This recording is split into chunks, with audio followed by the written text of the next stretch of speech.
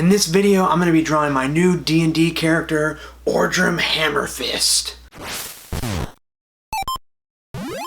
So I've started playing in a new D&D game. Actually, it's a Shadow of the Demon Lord game, but a big fun part of making a brand new character is getting to draw them. I thought it'd be fun to talk a little bit about my new character Ordrum, but also show you my drawing process in hopes of inspiring you to give drawing your own character a shot. So even if you don't think you're good at drawing, I really believe that if you take your time, follow this process, you'll be able to make an awesome character drawing, and I bet you'll surprise yourself. So I started out by sketching Ordrum and his pal Vrati with pencil. You probably already noticed that I started with super simple shapes, like basically a stick figure, because the way I draw everything is to start insanely simple and then slowly add in the details as I go. At the beginning, I'm focused on getting Ordrum's shape all figured out. So I rolled this character's features up randomly. So he has a big bushy but well-kept beard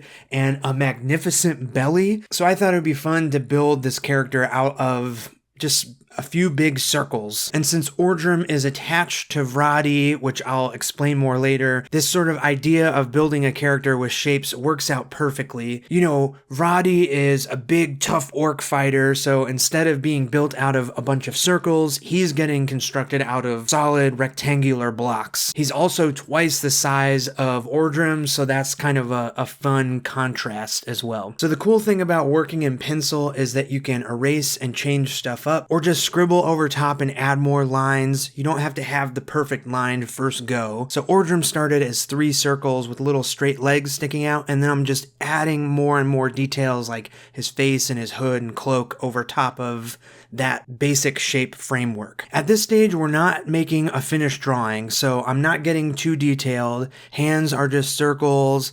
I'm not even concerned with getting everything looking just right. It's meant to just be scribbly and rough, just a simple idea of what the character looks like, their face, clothes, and general proportions. Now that I have a vague understanding of what this character looks like, I'm moving on to making a smaller drawing where I'm just trying to figure out how I'm gonna pose this final illustration. Again, this is just a rough sketch, not the final drawing, where I'm posing the characters kind of like action figures, repeating those simple shapes, adding more details and a little more character to this sketch. If it helps, you can look at some inspiration for this drawing.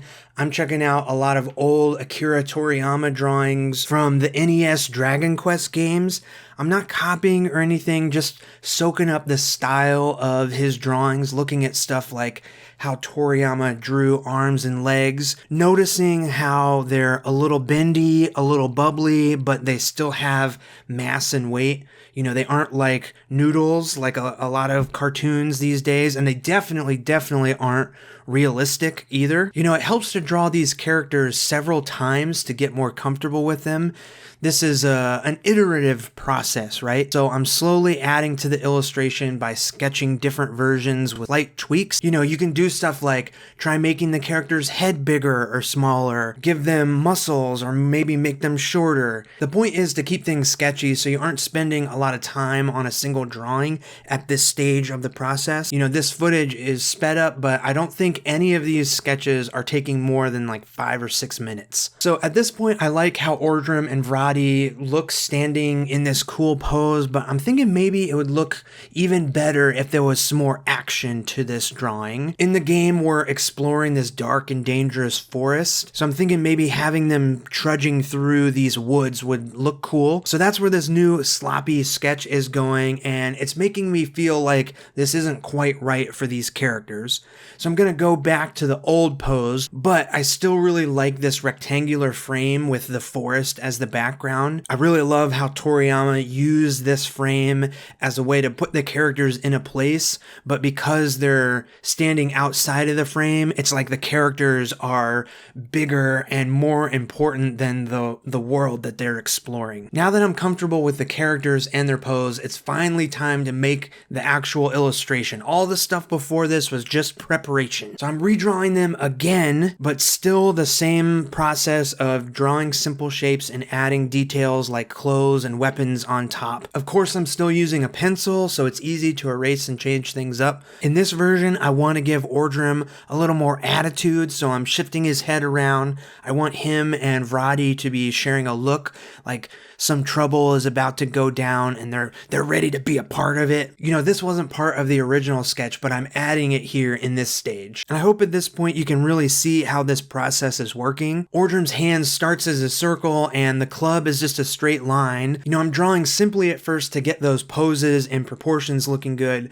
Then I can add the actual details like fingers and the lines of the wooden club. And the same goes for Vrati. If the pose isn't working right, just erase and try again. The tricky part about drawing is that what's in your head doesn't always match up with what your hand is actually drawing. And even after all these years of making drawings, my illustrations never immediately look like what's in my head. And that's why I go through all these steps, why I make all the sketches and figure things out as I go. If I can get a clear picture of what I want the drawing to look like in my head, then I can kind of reverse engineer it and break it down into simple shapes, starting with a stick figure and then slowly building it up to the image that is in my brain movies. You know, so if the arm looks a little weird, just erase it and try again. If the legs aren't thick enough, just add some more lines to beef them up. And with a little bit of patience,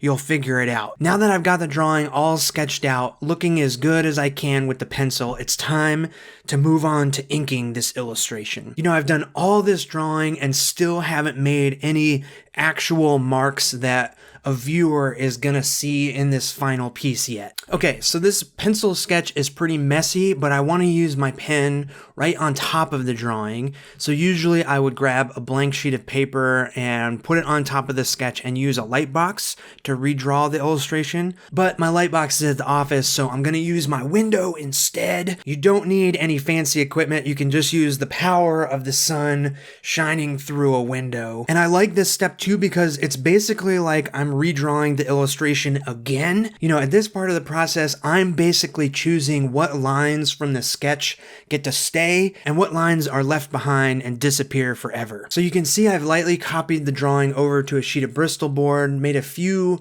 final tweaks and adjustments to this illustration, and now it is finally time to ink. So this stage of the process is my absolute favorite.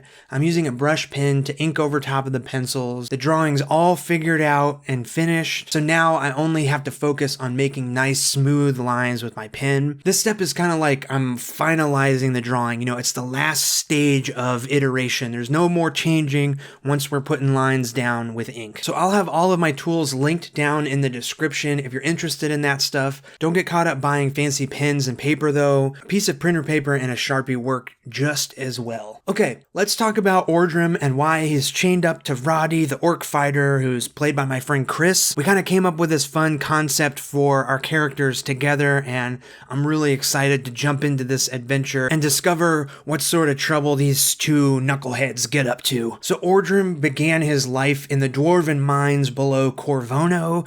He toiled away searching for valuable gemstone that his king used to enrich himself, but none of his people. So Ordrum banded together with his fellow miners, including Vrati, who had been raised amongst the dwarves, and they led a workers' revolt. They left their underground kingdom behind and searched for freedom. And it wasn't long before Ordrum found a new cause to throw himself into. A group of giants were being mind-controlled by an evil wizard named Nartex. So Vragi and Ordrum used every trick they had learned during the Workers' Revolution, but it wasn't enough to overthrow Nartex. He shackled them together with this magic chain and sent them back underground to toil in the mines. But of course, Ordrum and Vrati escaped onto a ship headed for a mysterious and untamed land called Alleganzia. And that is where we find these two shackled saboteurs joined up with a few other weirdos after a black dragon attacked their ship, stranding them in this strange forest filled with mutant cultists and aggro tree people. And these two are just trying to figure out how to break this stinking chain and probably get into some more trouble in the name of freedom. So yeah, I think this is going to be a pretty fun character to play. Little dwarven saboteur looking to backstab some fascists. I don't know, what do you think of Ordrum and Vrati, the character concept? Or better yet, in the comments, if you have a new D&D character, I'd love to hear all about their backstory, so let them rip. Okay, so I used the same Micron pens from the last video to ink the background, and now I'm erasing the lighter pencils underneath just to get everything cleaned up, looking good. And just like the old Dragon Quest drawings, I want to color this illustration with some markers. So I've picked out a palette of colors and I tested them on the original sketch. And I'm not doing anything fancy with these markers, just filling in the areas as solid as possible. And I think this is a really fun, sort of soothing part of the process. While inking is like making the drawing solid and final, coloring is the part that really brings an illustration to life. So I know this video hasn't been a straight up tutorial, but I hope seeing a detailed version of my process, the step-by-step, has inspired you to try drawing your own characters. I have a lot of other videos on this channel that go into more detail about drawing characters using simple shapes. Definitely check those out. If you'd like to support my channel, I'd really encourage you to go look at my Patreon. Every month I make a new tabletop RPG adventure zine, a physical book that I mail out to all of my patrons, and there's also a digital version too. I've made adventures about exploring an underground volcano, a floating wizard tower filled with portals, a point crawl through a dangerous mountain that has a bunch of orcs in it. Last month I made a ghost busting RPG, and this month I'm putting together 3 one-shot adventures for that game. There's all kinds of fun stuff on there. Definitely check out the link in the description. Let me know what you think of Ordrum and Vragi down in the comments, and I hope I achieved the fun Toriyama inspired drawing that I had in my head. And if you end up drawing your own D&D character, please share it with me on Twitter or Instagram. I really love seeing what you create. Thank you so much for watching, and I'll see you in the next one. See ya!